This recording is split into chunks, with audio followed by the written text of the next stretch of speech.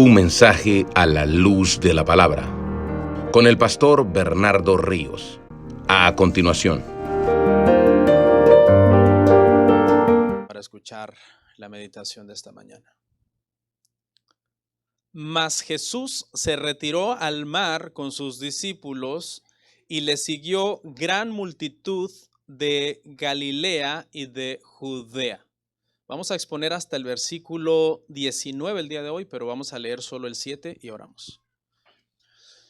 Muchas gracias, Padre, por esta oportunidad, este privilegio que me das de poder exponer el día de hoy delante de tu iglesia. Hoy, un día en que celebramos, Padre, juntos la Santa Cena, Señor, para anunciar que vuelves, Señor, por tu iglesia, recordar, Señor, tu muerte en esa cruz. Te ruego que me ayudes, Señor. Solo tú puedes preparar los corazones, Señor. Solo tú puedes preparar el ser más interior de cada uno de mis hermanos para escuchar el Evangelio. Ayúdame a exponer con claridad, con convicción, y que tu Santo Espíritu haga las aplicaciones de este sermón a cada corazón, te lo ruego. En Cristo Jesús, nuestro Señor y Salvador. Amén.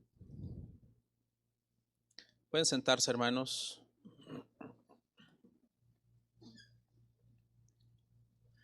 Hermanos, nuestro tema el día de hoy se titula Jesús elige a sus apóstoles. ¿Cuántos están listos para estudiar las Santas Escrituras hoy? Bueno, que Dios bendiga este tiempo. Vamos a ver dos secciones del Evangelio de Marcos. Tenga su Biblia ahí abierta, a la vista. Dos secciones. En primer lugar, vamos a ver Marcos capítulo 3, versos 7 al 12. En mi Biblia tiene por título la multitud a la orilla del mar. Esa porción, hermanos, es un resumen que Marcos hace del ministerio de Jesús, de lo que va del ministerio de Jesús desde el capítulo 1, versículo 1, hasta aquí, a donde estamos hoy. Básicamente es un recordatorio de cosas que Marcos ya ha expresado. Puntualmente dos cosas nos ha dicho Marcos sobre Jesús hasta aquí. Número uno, cómo ha ido creciendo la popularidad del Señor. Y número dos, el poder y la autoridad que tenía Jesús, por lo menos en dos ámbitos. En el primer ámbito, para sanar a los que estaban enfermos, y en el segundo, para echar fuera a los demonios. Así que esa primera porción, entonces, hermanos, trata de eso, un pequeño resumen de cosas que Marcos ya dijo. Pero luego, en la segunda porción, en mi Biblia tiene por título Elección de los 12 apóstoles. Lo que hace Marcos en esta parte, hermanos, es contarnos cómo ahora que la persecución en contra de Jesús se ha sistematizado, porque recuérdese que en el sermón pasado vimos cómo los fariseos se unieron con los herodianos para destruir a Jesús. Ahora Jesús toma la decisión entonces de sistematizar también su ministerio, de poner en orden quiénes van a ser aquellos que van a ser parte del núcleo de su ministerio, que va a estar conformado por sus 12 apóstoles. Y eso es entonces lo que Marcos nos enseña en la segunda porción que vamos a ver el día de hoy. En general, entonces, mantenga su Biblia abierta ahí desde el versículo 7 hasta el versículo 19, y esos versos los vamos a ver en los siguientes puntos. Punto número 1, la popularidad de Jesús, versos 7 al 9. Punto número 2, el poder y la autoridad de Jesús, versos 10 al 12. Punto número 3, el propósito del discipulado, versos 13 al 15. Y punto número 4, la lista de nombres. Vamos a estudiar brevemente quiénes eran estos 12 hombres por nombre. Va a ser muy breve. Vamos entonces a comenzar viendo nuestro primer encabezado, hermanos, la popularidad de Jesús. Y una vez más leemos desde el verso 7, pero ahora vamos a leer también el 8 y el 9.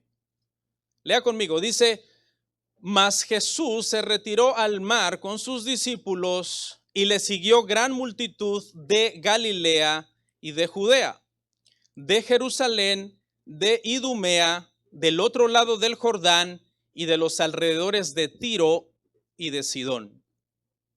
Oyendo cuán grandes cosas hacía, grandes multitudes vinieron a él y dijo a sus discípulos que le tuviesen siempre lista la barca a causa del gentío para que no le oprimiesen. Bueno, lo primero que vemos aquí, hermanos, es cómo Jesús, después de que entiende que su vida corre peligro en la sinagoga o en la ciudad, lo que hace es evitar ese enfrentamiento que era inminente. Habían, dice, tomado ya complot los fariseos con los herodianos para destruirle. Jesús lo sabe, Jesús lo sabía todo, él es consciente de lo que están tramando y Jesús decide en este momento de su ministerio retirarse y evitar el conflicto. Toma a este grupo de gente que todavía no estaba definido, ya se les llama discípulos, pero todavía no estaba definido quiénes eran. Era un grupo de gente que le estaba siguiendo y se van con el Señor. Dice que se fueron cerca del mar y le seguía gran multitud. Ojo, que Jesús no es que les tiene miedo a los fariseos y los herodianos, sino que su hora todavía no había llegado. Le quedaba mucho por hacer, le quedaba mucho por decir, todavía faltaba mucho para que fuera crucificado y en este momento de su ministerio, Jesús, tras el peligro, simplemente pone distancia entre él y sus enemigos. Pero a pesar de que se aleja de la ciudad, la muchedumbre lo sigue. Él trata de alejarse de la gente, pero la gente no quiere alejarse de él. Así que dice el pasaje que gente de Galilea, gente de Judea, de Jerusalén, que es en la misma nación, estos tres lugares, y luego viene y nos habla de gente de fuera del país, de Idumea, más allá del Jordán, de Tiro y de Sidón. Prácticamente Marcos lo que nos dice es el alcance geográfico que hasta este momento tiene la popularidad del Señor. Nos menciona ciudades del mismo país, como Galilea, Judea y Jerusalén, pero también nos menciona lugares de países cercanos o fronterizos a Israel. Es decir, la fama de Jesús, hermanos, en este momento ha traspasado las fronteras de su propia nación. Su fama no tenía parangón en este momento. Hasta el mismo rey supo de esta fama. Mire cómo nos lo cuenta Mateo capítulo 14, versículo 1 al 2. Dice, en aquel tiempo Herodes el tetrarca oyó la fama de Jesús y dijo a sus criados, este es Juan el Bautista, ha resucitado de los muertos y por eso actúan en él estos poderes. El mismo rey se entera de la fama de Jesús. Jesús es más famoso que el mismo rey de la nación en este momento, hermanos. No tenía igual. ¿Por qué? Porque dice que oyendo cuán grandes cosas hacía, grandes multitudes vinieron a él. Nosotros sabemos, hermano, que el propósito principal del ministerio de nuestro Señor Jesucristo fue predicar el evangelio del reino. Pero es una realidad que lo que más atraía era lo que hacía. Más allá de lo que enseñaba, aunque era una enseñanza llena de autoridad y llena de sabiduría, como nadie podía enseñar en Israel, la realidad es que la gente siempre tiende a ser un poco más sensacionalista. Y más allá de ir para oír, iban por si recibían algo. Les atraían más los milagros, las liberaciones, las curaciones en general. Y esto sigue siendo una realidad todavía hoy. Si alguien anuncia que va a haber una campaña de sanidades y milagros en algún lugar, lo más seguro es que mucha gente se emocione y asista a ese evento. Pero si alguien anuncia que va a haber una predicación, una enseñanza de predicación expositiva donde se van a exponer las escrituras, lo más probable es que solamente unos cuantos se interesen. Y eso ya sucedía desde los tiempos del Señor. Dice que oyendo cuán grandes cosas hacía, las multitudes vinieron a él. Entonces el Señor dijo a sus discípulos que le tuvieran lista una barca a causa de este gentío, porque la gente venía, hermano, en una masa tan grande que comenzaban prácticamente a oprimir físicamente al Señor. El Señor decide alejarse en primer lugar de la ciudad, pero una vez que está rodeado de esta masa de gente, decide también tomar una medida de seguridad en caso de que una turba pierda el control y en una estampida pasen sobre él y lo aplasten, ¿no? Él no vino para morir aplastado, él vino para morir en una cruz. Y esta situación se había tornado entonces muy peligrosa. ¿Qué es lo que había puesto al Señor en esta situación? Bueno, su fama, su popularidad, todo lo que él estaba haciendo había atraído la atención de toda esta gente. Todo esto ya lo vimos, porque ya acuérdese que este es un resumen que Marcos nos está dando de la popularidad de Jesús. Así que vamos al punto número 2, en donde vemos entonces el poder y la autoridad de Jesús. Verso 10 al 12. Marcos 3, verso 10 al 12. Dice, porque había sanado a muchos, de manera que por tocarle, cuantos tenían plagas caían sobre él. Y los espíritus inmundos, al verle, se postraban delante de él y daban voces diciendo: tú eres el Hijo de Dios. Mas él les reprendía mucho para que no le descubriesen. Bueno, ¿por qué venían? Porque oían que el Señor había sanado a muchos. Y hasta aquí, ¿cuántos se recuerdan de los milagros de sanidades extraordinarias que ya hemos visto en el Evangelio de Marcos? Viene a mi mente el tema, por ejemplo, de aquel leproso que fue limpiado, o del paralítico que bajaron por el techo y se fue caminando cargando el lecho a su casa. ¿O qué le parece el último que vimos? El hombre de la mano seca, que su mano fue restaurada completamente. Entonces, el Señor Jesús cuando vino hizo muchos milagros, resucitó muertos, liberó personas que estaban poseídas por malos espíritus. En eso consistió su ministerio. Era un ministerio lleno de poder. Sus milagros autentificaban que su mensaje era verdadero, que era enviado por el Señor. Así que esto había provocado que en este momento de su ministerio, tempranamente, todavía en el Evangelio de Marcos, miles de personas estén siguiendo al Señor, porque habían oído todas las sanidades que habían hecho. ¿Quiénes eran? Marcos nos dice que eran personas que tenían plagas. Esta palabra plaga aquí es interesante porque una forma literal de hablar de la plaga sería como un latigazo, como un azote. En Israel se entendía en el siglo I que toda persona que estuviera enferma, estuviera padeciendo alguna discapacidad, era como un azote, un latigazo de parte de Dios, que estaba bajo el látigo, bajo el castigo, bajo la plaga de Dios. Y siempre lo entendían como que era o que tú habías pecado, o que tu padre había pecado, tus abuelos habían pecado, pero había una situación de un pecado directo y específico que estaba generando supuestamente este castigo de parte de Dios. Eso era la creencia popular en los tiempos de Jesús. Jesús tuvo que desmentir esta creencia. Usted lo puede leer en el Evangelio de Juan, capítulo 9, en el tema del ciego, ¿se recuerda? Ven a un ciego y los discípulos le preguntan al Señor: Señor, ¿quién pecó, este o su padre, para haber nacido ciego? El Señor les dice: ni este ni su padre, sino que él nació así para que, por la gloria de Dios, para que el Señor lo sanara. Entonces es falso que siempre que vemos a un hermano enfermo o a alguien pasando por una tragedia es porque un pecado específico directamente la persona ha cometido. La realidad es que el pecado en general es la razón principal de toda enfermedad en el mundo, de toda tragedia en el mundo. Pero no quiere decir que cuando usted se enferma, un hijo tuyo se enferma, algún familiar tuyo se enferma, es porque Dios te está castigando y te está dando un latigazo en ese momento. Como lo entendían en este momento, ¿no? Marcos nos dice, eran personas que tenían alguna plaga, es decir, alguna enfermedad, estaban padeciendo alguna enfermedad. El detalle, hermanos, en esa parte es que tenían tanta desesperación por ser sanados que literalmente se arrojaban sobre el Señor, se lanzaban sobre el Señor, dice que caían sobre él. Y es que no es para menos, ¿no? Tú sabes que tocar a Jesús te va a sanar y que hay 5,000 personas delante de ti que a saber si lo vas a tocar y tú dices, yo me lanzo a como sea, ¿no? Es normal.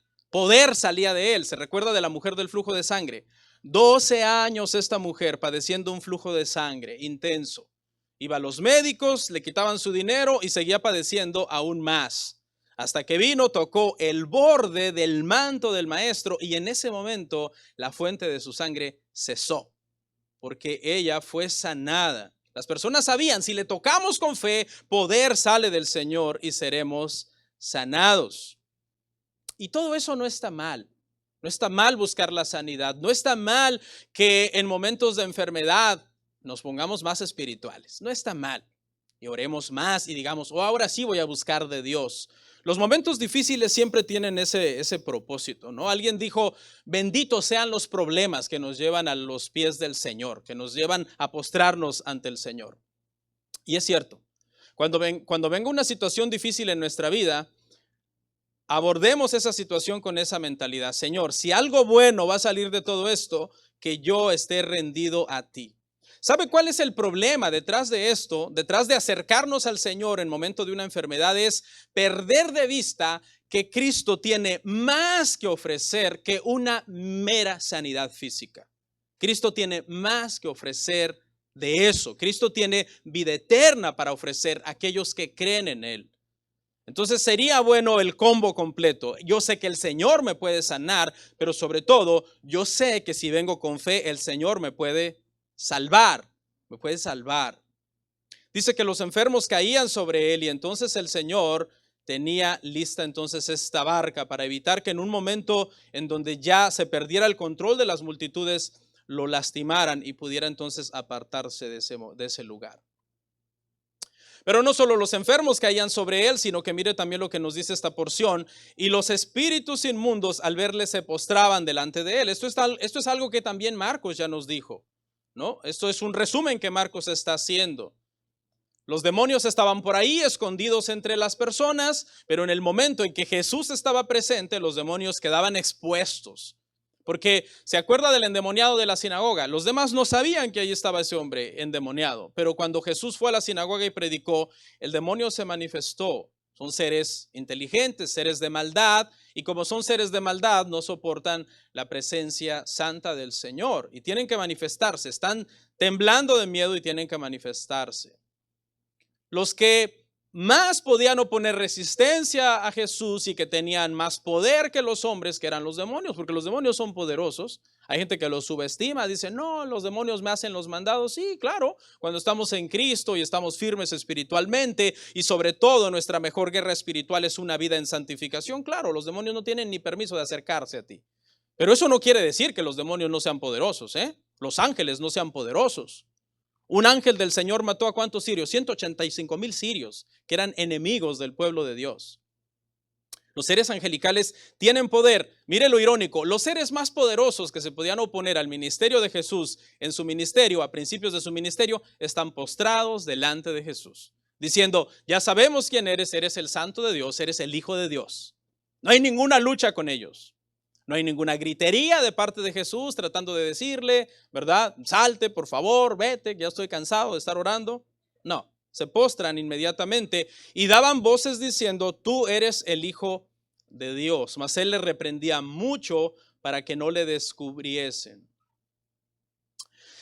Obviamente, los que no creen en la deidad de Cristo, no creen en la Trinidad, dicen, aquí no significa necesariamente que Hijo de Dios signifique deidad o divinidad, porque igual en Éxodo 4:22, Israel es llamado el hijo primogénito de Dios, y eso no significa que sea Dios. Igual en Job capítulo 1, versículo 6, los ángeles son llamados hijos de Dios, y eso no significa que sean dioses. O incluso en la cultura, en el contexto cultural de este momento, faraones o reyes decían ser hijos de los dioses. Alguien podría utilizar argumentos como esos para decir, no, los demonios no están declarando la divinidad de Cristo. Pero nosotros, con un entendimiento más completo de toda la Escritura, sabemos que cada vez que se utiliza, este título, el Hijo de Dios está hablando de su divinidad, está hablando de que es de la misma naturaleza del Padre, que es Dios. La declaración teológica entonces es correcta. Pero ¿por qué Jesús los manda a callar si la declaración es correcta? Bueno, por varias razones. En primer lugar, Jesús no quiere que unas personas manipulados por el diablo estén confesando su deidad. Él quiere que personas llenos del Espíritu Santo y nacidos de nuevo por el Espíritu Santo confiesen, tú eres el Hijo de Dios. Pero en segundo lugar, esta publicidad en este momento del ministerio de Jesús es inoportuna. Porque de por sí la popularidad de Jesús ya ha crecido al punto que lo quieren coronar un rey y ahora los demonios también le hacen más publicidad, no es el momento. Si entienden que es un rey, los romanos podían destruir la nación, invadir la nación, el ministerio de Jesús todavía no había comenzado. Entonces, hermanos, en resumen de estos dos puntos que hemos visto aquí en la primera sección, en la primera parte del verso 7 al 12. ¿Qué hemos aprendido entonces aquí? Bueno, en primer lugar, que es un breve resumen de parte de Marcos de la vida de Jesús, de cosas que él ya nos dijo en capítulos anteriores. Pero también nos muestra cómo en la medida en que crece la popularidad de Jesús, crecen también que sus enemigos se organizan entre ellos para poderlo destruir y por lo tanto es tiempo también de que Jesús organice su ministerio y sistematice quién de toda esta gente es de verdad sus apóstoles, es de verdad sus discípulos.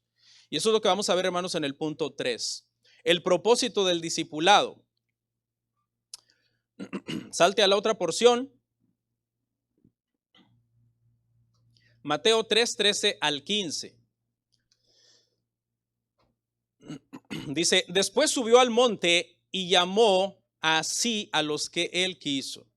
Y vinieron a él y estableció a 12 para que estuviesen con él y para enviarlos a predicar y que tuviesen autoridad para sanar enfermedades y para echar fuera demonios.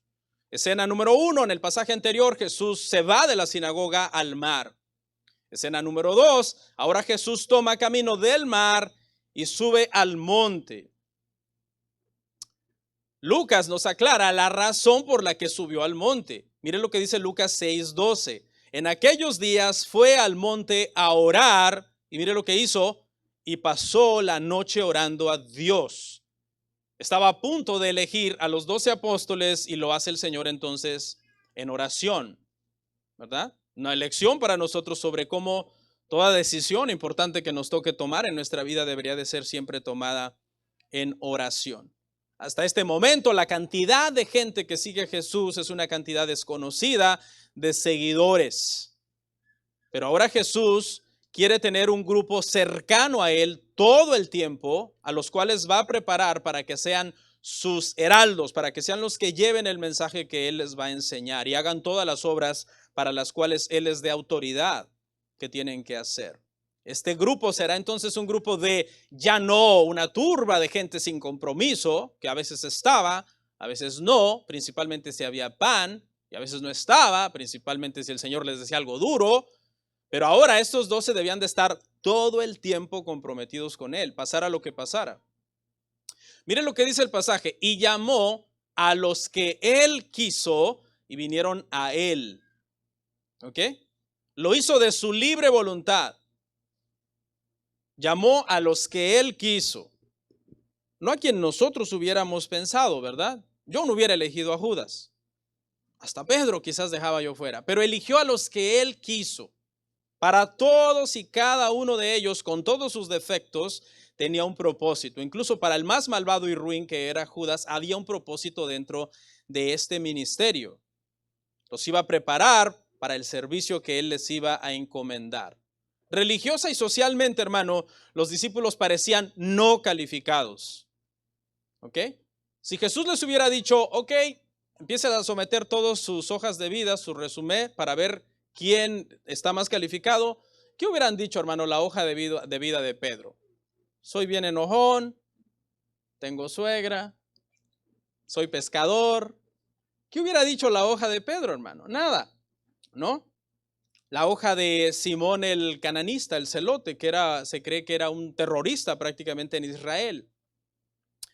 No, el Señor, hermano, los llama y estos hombres no tienen nada impresionante sí que presumir. Si ellos hubieran tenido que pedir cartas de recomendación para que Jesús los aceptara en su ministerio, nadie los hubiera recomendado a estos hombres del vulgo, sin letras. No quiere decir que no sabían leer ni escribir, pero así se le llamaba en Israel al que no había sido enseñado en una escuela rabínica de una forma sistemática. Dios usa entonces hombres comunes y corrientes para hacer avanzar su reino. Y estableció a cuántos, después de que él llamó a los que él quiso, pero él tenía en su mente un número, y fueron 12. Y esto no es un accidente, estos 12 es a propósito. Y les está mandando un mensaje a los que son parte del gobierno de Israel. Acuérdese que Israel es una nación que fue formada por 12 patriarcas. Entonces aquí hay un mensaje. Al escoger Jesús 12 apóstoles, les está diciendo indirectamente a los líderes religiosos de la nación que ellos están descalificados. Se va a iniciar un nuevo Israel, ¿verdad? Ustedes están descalificados, ustedes están fuera, se va a iniciar un nuevo Israel. Y para eso necesito otra vez 12, y llama a 12 hombres. La iglesia, llegaría a ser entonces el verdadero pueblo de Dios. Eso es lo que significa, hermano, a grandes rasgos, 12 apóstoles. Que la iglesia es el verdadero pueblo de Dios. ¿Ok? El Israel actual, hermano, el Estado moderno de Israel, que fue fundado en 1948, no es el pueblo de Dios. El pueblo de Dios es la iglesia. ¿Ok? El actual Estado de Israel es un Estado, hermano, secular. Su gobierno no es teocrático, su primer ministro es un hombre, simplemente como cualquier hombre de otro país. De hecho, son de los peores enemigos del cristianismo, es el judaísmo. Israel, hermano, está entre los peores enemigos del cristianismo y de Cristo. Los judíos ortodoxos, hermano, prácticamente aborrecen a Cristo al punto de que en su Talmud dice que Cristo está hirviendo en heces en el infierno. ¿Ok? Entonces, no nos confundamos, hermano. Ahora hay un nuevo Israel fundado en estos nuevos 12 apóstoles y el pueblo de Dios es la iglesia. Todo judío, ortodoxo o quien sea que viva en el actual Estado de Israel no es parte del pueblo de Dios, pero puede llegar a serlo. ¿Cómo? ¿Qué tiene que hacer, hermanos? Tiene que creer en Cristo. Y entonces él pasaría a ser añadido a la iglesia y llegaría a ser parte del pueblo de Dios. Ok. Para que estuviesen con él, acuérdese que estamos hablando del propósito, hermano, de por qué el Señor forma este ministerio. Y ahí está en el verso, ¿en qué verso dice? Dice eso. En el 14, y estableció a 12 para que estuviesen con él. Aquí están los dos propósitos. Número 1, para que estuviesen con él. Y número 2, para mandarlos a predicar el evangelio. Estos son prácticamente los dos propósitos. Que estuviesen con él habla obviamente de que ahora el Señor iba a dedicarse a darles un discipulado intensamente y personal a ellos. Estos 12 antes eran parte de toda la multitud, ahora serán parte del círculo cercano de Jesús, en los cuales el Señor se va a invertir. Ellos van a estar tiempo con él. Mucha gente le seguía, pero solamente unos cuantos son sus verdaderos discípulos ahora. ¿Ok?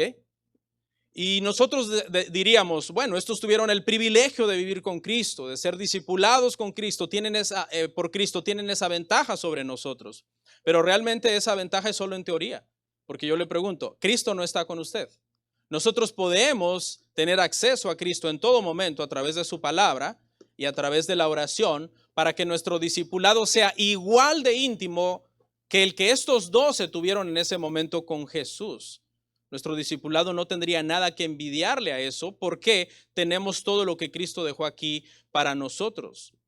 Lo que pasa es que a veces no nos gusta pasar tiempo en intimidad con el Señor, leyendo la Escritura, orando en comunión con Dios, pero realmente de eso es que depende nuestro discipulado, hermano. Los hombres más usados por Dios son aquellos que pasan más tiempo, hermanos, con el Señor, con el Maestro. Ese es el primer propósito, que estuvieran con él. Segundo propósito, para enviarlos a predicar. Yo sé que ahí también dice y sanar enfermos y echar fuera demonios, pero eso solamente es secundario. El propósito principal es enviarles a predicar. Sanar enfermos, echar fuera demonios eran las señales que iban a seguir al mensaje de la predicación. Pero si ve, la predicación es en sí lo más importante, es lo primordial. Esta gente, hermanos, después de que el Señor asciende, son los que prácticamente dice que llenan el imperio romano con el evangelio, que en hecho se utiliza la palabra trastornar. Yo sé que la palabra trastornar tiene una connotación un tanto negativa, pero en el evangelio se usa en el sentido positivo de decir, no había un rincón del imperio donde no hubiera cristianos y hubiera plantación de iglesias y donde hubiera conversiones y gente del paganismo estaban dejando su vida pagana para vivir vidas agradables al Señor. El discipulado, entonces, hermanos, consiste en estar en intimidad con Cristo y en ser enviado a predicar. Así de fácil. Primeramente el Señor te atrae hacia Él, tú pasas tiempo con Él y luego te envía hacia afuera para que tú lleves el mensaje y hables de él a otras personas. Y por último, en el punto 4, hermano, vamos entonces a ver brevemente estos hombres, quiénes eran, brevemente sus nombres, la lista de nombres. Verso 16 al 19. ¿Quiénes fueron estos 12? A Simón, a quien puso por sobrenombre Pedro, a Jacobo, hijo de Zebedeo, y a Juan, hermano de Jacobo, a quienes apellidó Boanerges, esto es, hijos del trueno, a Andrés, Felipe, Bartolomé, Mateo, Tomás, Jacobo, hijo de Alfeo, Tadeo, Simón el cananista, y Judas Iscariote, el que le entregó. Y vinieron a casa. Bueno, esta es la lista de nombres. Le voy a hablar de algunas peculiaridades, hermano, de esta lista. En primer lugar, esta lista aparece por lo menos en 4 lugares. La estamos leyendo en Marcos. Esta lista está también en Mateo. Esta lista también está en en Lucas, y también está en Hechos. En Juan no está, que es un evangelio diferente de los sinópticos. En cada lista, hermano, hay una organización de 3 subgrupos. Es decir, hay 12 apóstoles en total, pero se compone de 3 grupos diferentes. Cada grupo está encabezado por el mismo apóstol. Por ejemplo, el primer grupo lo encabeza Pedro, el segundo grupo lo encabeza Felipe y el tercer grupo lo encabeza Jacobo, hijo de Alfeo.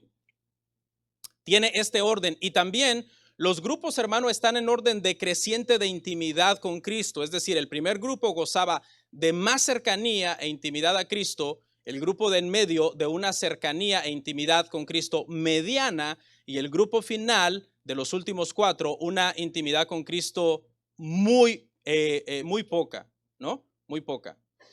Judas siempre aparece al final, Pedro siempre aparece al principio. Usted sabe, Pedro es el vocero de los apóstoles, es el que habla. De hecho, lo metió en problemas muchas veces esta situación, de que él hablaba muy rápido. Pero Judas siempre está al final en estas listas, y es que Judas, hermanos, es el más malo de todos, el más ruin de todos. Él es el traidor. Analicemos estos grupos así, por grupos de 4, brevemente. Vamos a leer una vez más el grupo 1.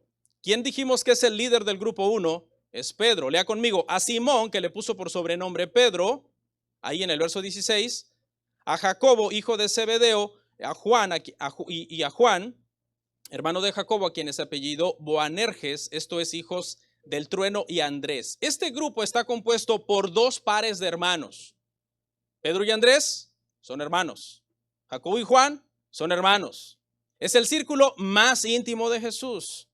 Los más allegados del Señor, los que estuvieron allí en la transfiguración, por lo menos sin Andrés, y en el momento de orar en Getsemaní, justo antes de que el Señor es arrestado, también están los mismos: Pedro, Juan, Jacobo.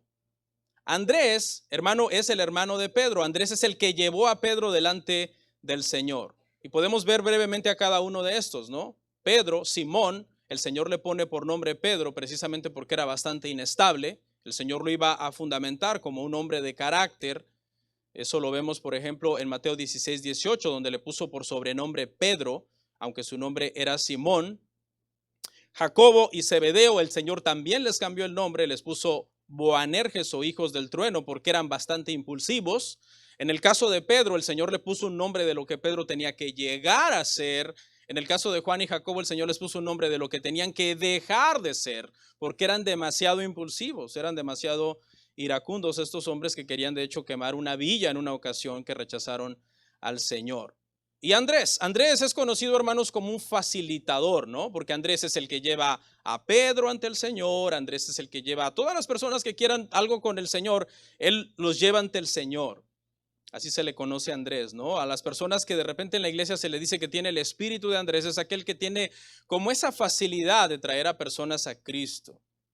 Veamos el segundo grupo, y recuerde, va decreciendo en intimidad. Ya vimos el grupo más cercano a Jesús. Este grupo que sigue de 4, que siempre va a estar encabezado por Felipe, es una intimidad menor. Felipe, Bartolomé, Mateo y Tomás. Este es el segundo grupo entonces. ¿Quién es este Felipe? Este Felipe, hermano, es aquel que en Juan 14:8 le dice al Señor: muéstranos al Padre y nos basta, ¿no? El Señor le dice: Felipe, tanto tiempo he estado con vosotros y aún no me conocéis. El que me ha visto a mí ha visto al Padre. Este es Felipe. Tiene un cierto liderazgo. De alguna manera, cada una de estas personas que encabeza cada subgrupo es porque tiene un cierto liderazgo en sí. Y luego está Bartolomé, que esa palabra podría ser Bartolomai, hijo de Tolmai, y que en realidad es una especie como de apellido. Su verdadero nombre, el verdadero nombre de Bartolomé era Natanael. Usted lo puede leer en Juan 1:47. Aquel que Jesús llamó, este es un verdadero israelita, en quien no hay engaño. Ese era Bartolomé, el mismo que Natanael. Y luego Mateo, vimos todo un sermón de Mateo en Marcos 2, del 13 al 17, lo debe recordar, el recaudador de impuestos, el despreciado, el que era considerado de alguna manera un traidor por trabajar para el sistema romano de impuestos, siendo israelita, etcétera. Y luego, en el último lugar, en este segundo grupo está Tomás. Y usted sabe por qué es Tomás famoso, ¿no? Tomás es famoso porque cuando se apareció el Señor a los apóstoles, a los otros, y él no estaba, él no les creyó. Y pasó a la historia como Tomás el incrédulo. Juan 11:16 nos dice que tenía un sobrenombre que era Dídimo, que significa gemelo. Entonces es muy probable que este hombre tenía un gemelo, ¿no? Que tenía un hermano gemelo. Bueno, hermanos, déjeme decirle que según la historia, Tomás no muere siendo un incrédulo, Tomás muere siendo un creyente, murió martirizado por su fe. La tradición enseña que él llevó el evangelio a la India y que allí él fue martirizado por predicar. Así que aprendió bien la lección, ¿no? Cuando el Señor se apareció a él y le dijo, Tomás, mete aquí tu dedo, mete aquí tu mano, tienes que ser un creyente, no seas un incrédulo. ¿Qué hizo Tomás? ¿Se acuerda? Cayó postrado. Señor mío y Dios mío, creyó en el Señor y murió realmente como un hombre de fe. Y el último grupo, mis hermanos, es el grupo de menor intimidad con el Señor, el último grupo de 4, donde Jacobo, hijo de Alfeo, siempre encabeza este grupo, y luego sigue Tadeo, Simón el cananista y Judas Iscariote. Y escucha ahí la aclaración. El que le entregó. Casi todos los evangelistas le ponen ahí ese calificativo a Judas. O el que le entregó o el que vino a ser el traidor. Hacen esa aclaración. ¿Ok? Vamos a verlos brevemente. ¿Quiénes son estos hombres? ¿No? Jacobo, hijo de Alfeo. Este nombre Jacobo, hermano, era tan común, ¿no? En Israel. Jacobo, Juan, José, María. Eran nombres que casi, no sé, ¿se acuerda cuántas Marías habían en el sepulcro el día de que Jesús fue crucificado? Un montón de Marías, igual Jacobos. Por ejemplo, aquí ya tenemos un Jacobo antes, ¿verdad? Jacobo, hermano de Juan, los hijos del trueno. Aquí tenemos otro Jacobo, pero hay otro Jacobo, hermano, que es Jacobo, el medio hermano del Señor, el que escribió la carta de Santiago, que era el obispo de Jerusalén, y ese es otro que ni fue siquiera parte de los 12 apóstoles. Este nombre era muy común. Este Jacobo lo diferenciaban algunas veces como Jacobo el menor, ¿ok? También su madre se llamaba María. Lidera entonces el grupo número 3 y último. Luego sigue Tadeo, ¿ok? También llamado Judas. Hay un evangelista que en una parte dice Judas y le aclara, no el Iscariote, no sé si alguna vez lo ha leído, para que no lo confundan con el que iba a traicionar al Señor. Este santo es muy venerado, ¿no? Por los católicos. San Juditas Tadeo, dicen. Pero es en honor a este hombre, ¿no? Tadeo, Judas. Luego, Simón, el celote, que es un rebelde. Estos celotes se cree que eran prácticamente patriotas, extremistas, radicales, que estaban dispuestos incluso a matar a todos aquellos que consideraban enemigos de Israel. Estaban siempre en contra de todo este sistema entonces romano de impuestos y de imposición de parte del imperio a los israelitas. Y por último, Judas, y Marcos nos aclara, el que también le entregó. Se menciona al final, la traición de Judas sorprendió a los apóstoles, no sorprendió al Señor. El Señor sabía que Judas le traicionaría dentro de su plan soberano. Hechos 1, 15 al 26 nos indica que eso estaba prácticamente profetizado. Y ahora, una vez, hermanos, que hemos visto por lo menos estos 12 nombres, quiero hacer un comentario que creo viene muy a modo en estos días de tanta polarización política por la cuestión migratoria. ¿Ok? Y es que si usted se da cuenta, hermano, en el ministerio de Jesús, dentro de los 12 apóstoles de Jesús, tenemos a dos personas que antes de convertirse a Cristo, por naturaleza tenían que odiarse. Por naturaleza. Uno es Mateo. Mateo es considerado un antipatriota, un vendepatrias. Mateo es considerado uno que le cobra impuestos a su misma gente para darle a Roma. y era un extorsionador. Esos hombres se caracterizaban por cobrar el doble o el triple a quien se dejara, usando incluso al ejército romano para obligarte a que pagaras. Y por el otro lado, en el otro extremo, tenemos a Simón el Celote, que eran estas personas que de repente a las personas se atrevían hasta matar a alguien que consideraran enemigo de Israel. Entonces, la lección aquí, hermanos, es que Mateo y Simón el Celote, antes de que fueran cristianos, seguramente Mateo no se hubiera tentado el alma para robar a Simón, ¿no? Cobrarle doble los impuestos, extorsionarlo, abusar de él. Y Simón, el celote, lo más probable es que si hubiera tenido una oportunidad de encontrar a Mateo en una posición cómoda, lo hubiera matado, lo hubiera apuñalado. ¿Por qué? Porque había esa rivalidad. ¿Por qué? Por un tema patriótico, un tema hasta cierto punto político entre ellos. Pero ¿qué pasa ahora? Ahora son cristianos. Y no solo son cristianos, ahora son parte del círculo íntimo de Jesús, parte de los 12 apóstoles. Ahora están juntos. Y todo ese odio tiene que ser puesto atrás, tiene que ser dejado atrás. Ahora tiene que haber entre ellos amor. Y pensaba yo, hermanos, en este asunto el día de ayer, y yo decía, muchos cristianos a veces se dividen por temas de política, ¿no? Usted sabe que en estos días, por ejemplo, el tema migratorio, yo miré en internet a mucha gente el viernes publicando, yo no celebro nada, porque era el día de la independencia. Dice, no, yo no celebro nada, no tengo nada que celebrar. Y otros, no, pues yo sí celebro, ¿no? Voy a ver lo bueno detrás de todo lo malo y voy a celebrar. Y la gente muchas veces vuelve esto una polarización política en donde se vuelve tóxico el ambiente y a veces hasta entre cristianos comienzan a pelear por esta situación. Y hermanos, cada vez que llega el 4 de julio no falta la típica publicación que a mí sinceramente me causa un poco de molestia, que ponen a alguien con un nopal así en la frente y dicen, aquí celebrando el 4 de julio. Y yo digo, como cristianos, ese tipo de cosas, por ejemplo, hermanos, yo creo que deberíamos de evitarlas. Deberíamos de estar agradecidos con Dios que estamos en este país. Cuando Israel, hermano, fueron llevados a Babilonia por un tiempo que el Señor decidió tenerlos allá en Babilonia, el Señor les dijo, oren por la paz de la ciudad. Yo los voy a tener aquí con un propósito y en su momento van a regresar de nuevo a su nación, pero mientras estén allá, planten, edifiquen, trabajen, bendigan la nación, oren por la nación.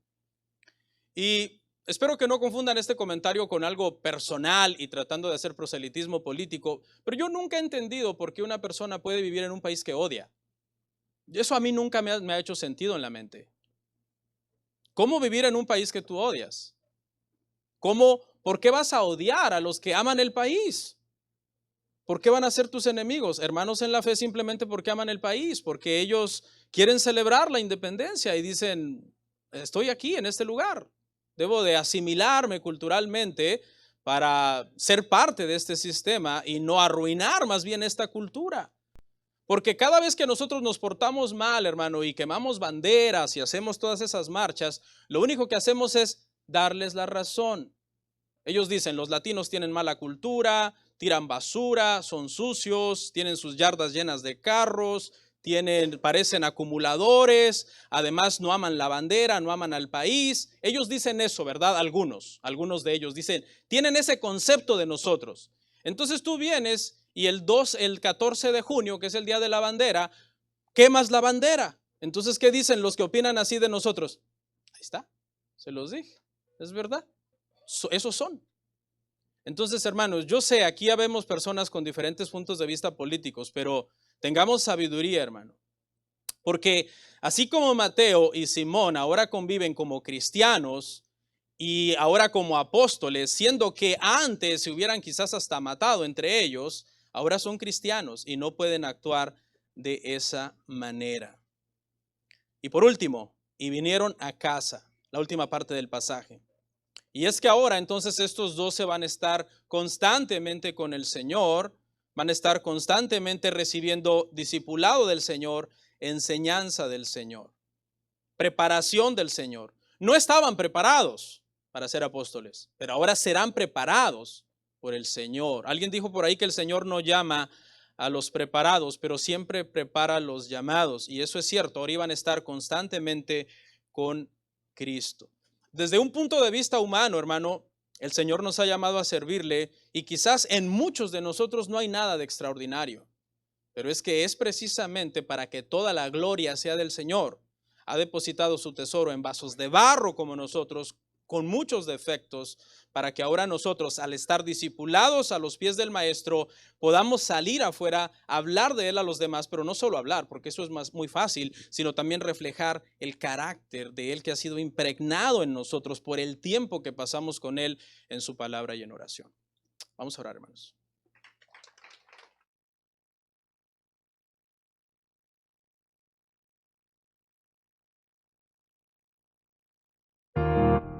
Comparte, suscríbete, dale like.